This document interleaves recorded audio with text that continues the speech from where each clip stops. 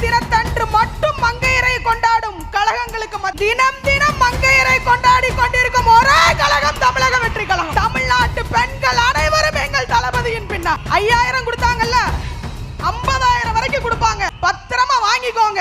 ஆனா நமது ஒற்றை விரல் வாக்கை மட்டும் விசில் சின்னத்திற்கு அளித்து. Hello friends, welcome to Bharathi Vizhigal. தமிழகத்தில் 3வது முக்கிய கட்சியாக தாவேக தலைவர் விஜய் வருவார் அப்படின்னு சொல்லிட்டு பெருசாக பேசப்பட்டுச்சு. ஆனால் இப்போது தேர்தல் கருத்து கணிப்பில் பார்த்தீங்கன்னாக்கா மிகப்பெரிய சரிவு அடைஞ்சிருக்காரு அப்படின்னு சொல்கிறாங்க. தேர்தலுக்கு முந்தைய கருத்து கணிப்பில் சொல்கிறது என்ன அப்படின்னு சொல்லிட்டு பார்த்தீங்கன்னாக்கா, அவர் தேர்தலில் வந்துட்டு இவ்வளோ கீழே இறங்கி வந்ததுக்கு காரணம் த்ரிஷா தான் அப்படின்னு சொல்கிறாங்க. இன்னைக்கு மகளிர் தினத்தை முன்னிட்டு தாவேகா சார்பில் மகளிர் தின விழா பார்த்தீங்கன்னா கொண்டாடினாங்க. அதில் பலரும் பார்த்தீங்கன்னா பல விமர்சனங்களை செஞ்சிட்டு இருக்காங்க. வீட்டில் இருக்கிற பெண்களையே மதிக்க தெரியாதவங்க நாட்டில் வந்ததுக்கப்புறம் நாட்டில் இருக்கிற பெண்களை எப்படி வந்துட்டு மதிப்பாங்க அப்படின்னு சொல்லியிருக்காங்க.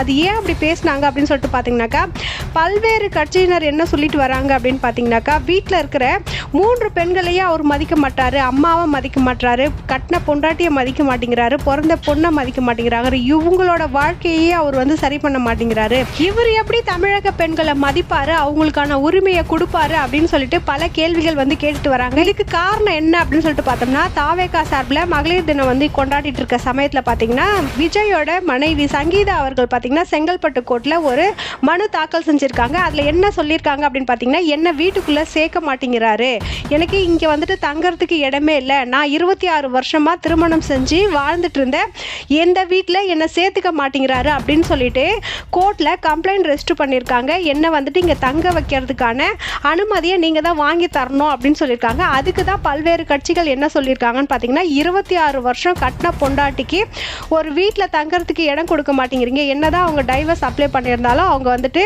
26 வருஷம் உங்கள் குழந்தைங்களை வந்து பேணி பராமரித்து வளர்த்துட்டு வந்திருக்காங்க, உங்களுக்கு உறுதுணையாக இருந்துட்டு இருக்காங்க, அவங்க வந்துட்டு உங்களை பிடிக்கல அப்படின்னு சொல்லிட்டு அவங்க பிரிஞ்சு போல, உங்களுக்கு வேற ஒரு பொண்ணோட தொடர்பு இருக்குது அப்படின்னு சொல்லிட்டு நாசுக்காக சொல்லிட்டு இருந்தாங்க. ஆனால் அது யார் என்ன அப்படின்னு சொல்லிட்டு பப்ளிக்காக வந்துட்டு வெளியிட்டதே நீங்கள் தான்.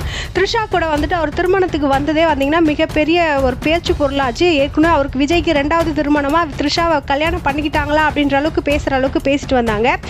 அது ஏற்கனவே ஏன் த்ரிஷா கூட சேர்த்து வச்சு பேசுகிறாங்க அப்படின்னு பார்த்தீங்கன்னாக்கா, அவங்க வந்துட்டு கம்ப்ளைண்டில் அவங்க வேற ஒரு நடிகை கூட தொடர்பு இருக்குது அப்படின்னு சொன்னதுக்கப்புறம் அவர் அந்த திருமணத்துக்கு பார்த்தீங்கன்னா ஒரே மாதிரி ட்ரெஸ்ஸை வந்து மேட்சிங்காக போட்டுட்டு வந்தாங்க. இதே விஷயம் பார்த்தீங்கன்னா ஜெயம் ரவி கெனிசா விஷயத்துலையும் நடந்திருந்தது. ஆர்த்தியோட டிவோர்ஸ் கேஸ் போனிட்டு இருக்கும்போது அவங்க 2 பேரும் இதே மாதிரி பட்டு வேஷ்டி பட்டு சட்டை பட்டு புடவையில் ஒரே ஜோடியாக வந்தாங்க. அவங்களோட பேச்சு எப்படி ஆரம்பிச்சதோ அதே மாதிரி தான் விஜயோட பேச்சு ஆரம்பிச்சது. கெனிசா ஜெயம் ரவியோட பேச்சை வந்துட்டு ஏன் தொடரல அப்படின்னா, அவங்க வந்து நடிகர்கள், அவங்களால பார்த்தீங்கன்னா மக்களுக்கு எந்த ஒரு பிரச்சனையும் கிடையாது, அவங்க இஷ்டமாக இருந்தால் கல்யாணம் பண்ணிக்கிறாங்க, அது அவங்களோட சொந்த வாழ்க்கை. ஆனால் பொது வாழ்க்கை அப்படின்னு சொல்லிட்டு வரும்போது அது கட்டாயம் பல பேரால் பேசு பொருளாக வரும், அது விமர்சனத்துக்கு உண்டாகும் அப்படின்னு தெரிஞ்சே பார்த்தீங்கன்னா விஜய் கூட்டிகிட்டு வந்திருக்கிறதுக்கு வந்துட்டு என்ன காரணம் அப்படின்னு சொல்லிட்டு பலரும் பல தரப்பட்ட விமர்சனங்கள் சொல்லிட்டு வராங்க. அதுக்குள்ளெல்லாம் நம்ம போக தேவையில்லை. இப்போ அவரோட வாக்கு சரிஞ்சதுக்கான காரணங்கள் என்னென்ன அப்படின்னு சொல்லிட்டு நம்ம பார்த்துடலாம். விஜயோட விவாகரத்து பார்த்தீங்கன்னா ஏப்ரல் 20ஆம் தேதி தான் வந்துட்டு விசாரணை வச்சிருக்காங்க. அது வரைக்குமே அவர் அமைதியாக இருந்திருக்கலாம். இதுக்கு நடுவில் வந்து த்ரிஷாவை கூட்டிட்டு அவர் கல்யாணத்தில் கலந்துக்கிட்டது தான் பார்த்தீங்கன்னாக்கா அவரோட வாக்கை வந்துட்டு பெண்கள் மத்தியில் வந்துட்டு குறைச்சிட்டு வருது அப்படின்னு சொல்லியிருக்காங்க. தேர்தலுக்கு முந்தைய கருத்து கணிப்பில் பார்த்தீங்கன்னா ஜூலை மாதம் பார்த்தீங்கன்னா கிட்டத்தட்ட 30% மேலே வாக்குகள் வாங்கியிருந்தாரு. அது அப்படியே குறைஞ்சு ஒரு 4-5% வரை குறைஞ்சிருச்சு பெண்களோட வாக்கு, இளைஞர்களோட வாக்கு அப்படின்னு சொல்லியிருந்தாங்க. ஏன்னா விஜய்க்கு பார்த்தீங்கன்னாக்கா புதுசாக வாக்களிக்கிற இளைஞர்களோட வாக்கு தான் மிகப்பெரிய அதிக எண்ணிக்கையில் இருந்தது. நான் முன்னாடியே சொல்லியிருந்தேன், பெரிய வீட்டில் பெரியவங்க இருக்கிறாங்க அப்படின்னா அவங்க பெரும்பான்மையும் பார்த்தீங்கன்னா புதுசாக வர விஜய்க்கு ஓட்டு போடுறதுக்கு வாய்ப்பு இல்லை. ஒரு சிலர் போடுறதுக்கான வாய்ப்பு இருக்குது. ஆனால் பெரும்பான்மையானவங்களோட மைண்டில் பார்த்தீங்கன்னாக்கா உதயசூரியன், ரெட்டை எல்லாம் இதுதான் பார்த்தீங்கன்னா அவங்களுக்கு பதிஞ்சிருக்கும். அதுலேருந்து வெளியே வர்றதுக்கு கொஞ்சம் நாட்கள் ஆகும். அவங்க மாற்றி ஆட்சிக்கு இருந்துட்டு வந்ததுனால அவங்க இவங்க வந்தால் இதை செய்வாங்க, அவங்க வந்தால் இது செய்வாங்க அப்படின்னு சொல்லிட்டு ஒரு எண்ணம் பார்த்தீங்கன்னா அவங்க மனசுக்குள்ளே தோன்றது வந்து பெரிய விஷயம் கிடையாது. ஆனால் அப்படி இருந்தோம் இப்போ புதுசாக எலெக்ஷனில் வர்றதுக்கு விஜய் வந்து 3வது பெரிய கட்சியாக வர்றதுக்கு என்ன காரணம் அப்படின்னு சொல்லிட்டு பார்த்தோம்னா, இளைஞர்களோட வாக்கு வந்துட்டு குறி வச்சு அவங்களோட தேர்தல் அறிக்கை இருக்குது. தமிழகத்தில் பெரும்பான்மையான வாக்கு இளைஞர்களுக்கு இருக்குது அப்படின்றதுனால அவங்க 3வது மிகப்பெரிய கட்சியாக வர்றதுக்கான வாய்ப்பு இருந்தது. ஆனால் இந்த மாதிரி பல்வேறு சிக்கலில் வந்து சிக்கிட்டு வராங்க. பல்வேறு விமர்சனங்கள் வந்துட்டு வருது. நீங்கள் வந்துட்டு யூடியூப் ஆகட்டும், ஃபேஸ்புக் ஆகட்டும், வாட்ஸ்அப் ஆகட்டும் ட்ரோல் பண்ணி பார்த்தீங்க அப்படின்னாலே தெரியும், விஜய் பற்றின விமர்சனங்கள் தான் பரவலாக பேசிட்டு வந்தது. இதில் விஜயோட ஆதரவாளர்கள் நிறைய பேர் பேசியிருப்பாங்க. அவர் வந்து 2வது கல்யாணம் பண்ணால் உங்களுக்கு என்ன, மற்றவங்க யாரும் 2வது கல்யாணம் பண்ணலையா, அது அவரோட சொந்த விஷயம், அதை பற்றி ஏன் பேசுகிறீங்க அப்படின்னு சொல்லிட்டு ஒரு தரப்பு பேசினாலும் இன்னொரு தரப்பு என்ன சொல்கிறாங்க, 26 வருஷம் ஒரு மனைவி உங்க கூட ஒன்று மண்ணா வாழ்ந்துட்டு வராங்க. ஏற்கனவே எச்சரிச்சிருக்காங்க. கிட்டத்தட்ட அவங்க 2021 இந்த விஷயம் வந்து ஓடிட்டு இருக்கு.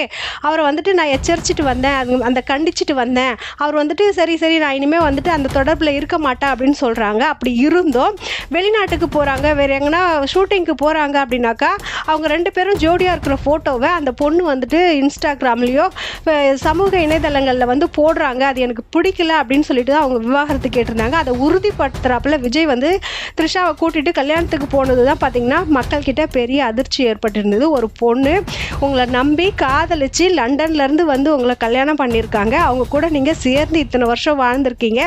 அந்த என்னதான் கோவம் இருந்தாலும் வந்துட்டு எலெக்ஷனுக்கு முன்னாடி அவங்க வந்து கேஸ் போட்டிருந்தாலும் நீங்கள் வந்துட்டு எலெக்ஷன் முடிகிற வரைக்கும் அவங்கக்கிட்ட எதுனா பேசி கீசி கூட கன்வின்ஸ் பண்ணியிருக்கலாம். ஆனால் திடுப்புன்னு அவங்க கோர்ட்டில் கேஸ் போட்ட உடனே இதான் சாக்குன்னு சொல்லிட்டு த்ரிஷாவை கூட்டிட்டு கல்யாணத்துக்கு வந்தது தான் பார்த்திங்கன்னா பல பெண்கள் கிட்ட ஒரு அதிர்ச்சியான விமர்சனமாக வந்து ஏற்பட்டிருக்கு. இதனால தான் அவங்களோட தேர்தலில் ஓட்டு எண்ணிக்கை வந்து குறைஞ்சிட்டு வர்றதுக்கான வாய்ப்பு இருக்குது அப்படின்னு சொல்லியிருக்காங்க. 2வது இடத்துல அந்த தேர்தலுக்கு முந்தைய கருத்து கணிப்பில் பார்த்திங்கன்னா 2வது இடத்துல திமுக இருக்குது, 3வது இடத்துல ஏடிஎம்கே இருக்குது அப்படின்னு சொல்லியிருக்காங்க. இது பார்த்திங்கன்னா ஒரு ஜென்ரலான கருத்து கணிப்பு தான். இதுதான் வந்து எலெக்ஷனில் நடக்கும் அப்படின்னு கிடையாது. ஆனால் இப்போது அந்த தேர்தல் கருத்து கணிப்பு சில என்ன சொல்லியிருந்தாங்க அப்படின்னு பார்த்தீங்கன்னாக்கா, தாவேகா தலைவர் விஜயோட வாக்கு கணிசமாக குறையிறதுக்கு த்ரிஷா தான் காரணம் அப்படின்னு சொல்லியிருக்காங்க. த்ரிஷா பார்த்தீங்கன்னாக்கா 10 வருஷத்துக்கு முன்னாடியே இன்டர்வியூ சொல்லியிருப்பாங்க. உங்களுக்கு என்ன ஆசை அப்படின்னு சொல்லிட்டு கேட்டதுக்கு நான் வந்துட்டு சிஎம் ஆகணும் அப்படின்னு சொல்லியிருப்பாங்க. அது அவங்க விளையாட்டாக சொன்னாங்களா இல்லை வந்துட்டு அவங்க சொன்னதை நம்ம விளையாட்டாக எடுத்துக்கணுமா என்ன அப்படின்னு சொல்லிட்டு தெரில. அதுக்கு அவங்க வந்துட்டு 10 வருஷத்துக்கு முன்னாடியே பிளான் பண்ணி தான் நான் வந்துட்டு கட்டாயம் 10 வருஷம் கழித்து பாருங்கள் நான் முதல்வர் ஆகிறதுக்கான வாய்ப்பு இருக்குது அப்படின்னு இருக்காங்க. அதே மாதிரி தேர்தல் டைமில் த்ரிஷாவை கூட்டுட்டு விஜய் வந்துட்டு இந்த மாதிரி வர்றதுக்கு இந்த மாதிரி திருமணத்திலலாம் கலந்துக்கிறாருன்னா விஜய்க்கு பின்னாடி த்ரிஷா இருக்காங்களோ அப்படின்னு சொல்லிட்டு பேசுறது கட்டாயம் வந்து நியாயமான விஷயம் தான். ஏன்னா அவங்க சொல்கிறதுக்கும் நடந்துக்கிறதுக்கும் ஒரு லிங்க் இருக்குது அப்படின்றதுனால தான் பேசுகிறாப்புல வருது, இல்லைன்னா பேச மாட்டாங்க. அது அவங்களோட சொந்த விஷயமா இருந்தாலும் பொது வழியில் வந்துடுச்சு அப்படின்றதுனால தான் பலரும் பேசிகிட்டு இருக்காங்க. இப்போது விஜய் வாக்கு குறைஞ்சதுக்கு காரணம் யாருன்னா த்ரிஷா தான் அப்படின்னு சொல்லிட்டு பலரும் சொல்லிட்டு இருக்காங்க. ஃப்ரெண்ட்ஸ், அடுத்து அவங்க தேர்தல் அறிக்கையில் பார்த்தீங்கன்னா விஜய் என்ன சொல்லியிருந்தாரு, முதல் தேர்தல் அறிக்கையை பார்த்தீங்கன்னா பெண்களோட பாதுகாப்பு, பெண்கள் மற்றும் குழந்தைகளோட பாதுகாப்பு கடுமையாக கடைபிடிக்கப்படும் அப்படின்னு சொல்லியிருந்தாங்க. அதை வச்சும் பல பேர் பார்த்தீங்கன்னா பல விமர்சனங்கள் சொல்லிட்டு வராங்க. குடும்பத்தில் இருக்க பெண்களுக்கே நீங்கள் பாதுகாப்பு கொடுக்க மாட்டீங்க, அவங்க தங்கறதுக்கே வீடு கொடுக்க மாட்டேங்கிறீங்க, நீங்கள் எப்படி தமிழ்நாட்டில் இருக்க பெண்களை வந்து பாதுகாப்பீங்க, ஒரு பொண்ணு கட்டின மனைவிக்கு நீங்கள் வீடே கொடுக்கலையே அப்படின்னு சொல்லிட்டு கேள்வி கேட்டுட்டு வராங்க. 2வது பார்த்தீங்கன்னா சட்டம் ஒழுங்கு கடுமையாக கடைபிடிக்கப்படும் அப்படின்னு சொல்லியிருந்தாங்க. பெண்களுக்கு உயர் அதிகாரி பதவிகள் IAS, IPS, கலெக்டர் இந்த மாதிரி போஸ்டிங்கில் பெண்களுக்கு 50% வரைக்கும் முன்னுரிமை கொடுக்கப்படும் அப்படின்னு சொல்லியிருந்தாங்க. உங்கள் மனைவி கேட்குற ஜீவனாம்சத்தையே உங்களால் கொடுக்க முடியல, அவங்க நியாயமாக கேட்குற இத்தனை வருஷமாக கோடியாக சம்பாரிச்சிருந்த நியாயமாக அவங்களுக்கு சேர வேண்டியதே நீங்கள் கொடுக்க மாட்டேங்கிறீங்க, நீங்கள் எப்படி பெண்களுக்கான ஒதுக்கீடை சொன்னாப்படி செய்வீங்க அப்படின்னு சொல்லிட்டு பல பேர் ட்ரோல் பண்ணிட்டு வராங்க. எது எப்படியா இருந்தாலும் இந்த எலெக்ஷன் முடிஞ்சதுக்கு அப்புறம் தான் தெரியும் ஃப்ரெண்ட்ஸ், யார் வந்து முதல்வராக வருவாங்க, மக்களோட மனசில் யார் இடம் பிடிச்சிருக்காங்க அப்படின்னு சொல்லிட்டு. இந்த தேர்தல் கணிப்பெல்லாம் வச்சு யார் ஆட்சிக்கு வருவாங்க அப்படின்னு சொல்லிட்டு நம்மளால சொல்ல முடியாது, வெயிட் பண்ணி பார்ப்போம். அதே மாதிரி இன்னொரு விஷயமும் சொல்லியிருந்தாங்க, தாவேகா மகளிர் தின திருவிழா அப்போ கொள்கை பரப்பு செயலாளர் சொல்லியிருப்பாங்க, திமுக சைட்லேருந்து 5000 கொடுத்தாங்க, 50,000 கொடுப்பாங்க, அந்த 50,000 வாங்கிக்கிட்டு நீங்கள் தாவேக்காக்கு ஓட்டு போடுங்க அப்படின்னு சொல்லியிருக்காங்க. ஆனால் 5000 கொடுத்தாப்புல 50,000 கொடுப்பாங்களா என்ன அப்படின்னு சொல்லிட்டு இன்னும் நமக்கு தெரியல. அந்த மாதிரி தகவல் வந்துச்சு அப்படின்னா கட்டாயம் நான் உங்களுக்கு வீடியோ அப்லோட் பண்ணுறேன். ஃப்ரெண்ட்ஸ், இந்த வீடியோ பற்றின கருத்துக்கள் என்ன அப்படின்னு சொல்லிட்டு கட்டாயம் எனக்கு கமெண்ட் பாக்ஸில் கமெண்ட் பண்ணுங்கள். அதோட இந்த வீடியோ பிடிச்சிருக்கு அப்படின்னாக்கா வீடியோக்கு மறக்காமல் ஒரு லைக் போடுங்க. அதோட இப்போ தான் ஃபஸ்ட் டைம் நம்ம சேனலை பார்க்குறீங்க அப்படின்னா மறக்காமல் சேனலை சப்ஸ்கிரைப் பண்ணி பக்கத்தில் இருக்க பெல் பட்டனையும் கிளிக் பண்ணி வச்சுக்கோங்க.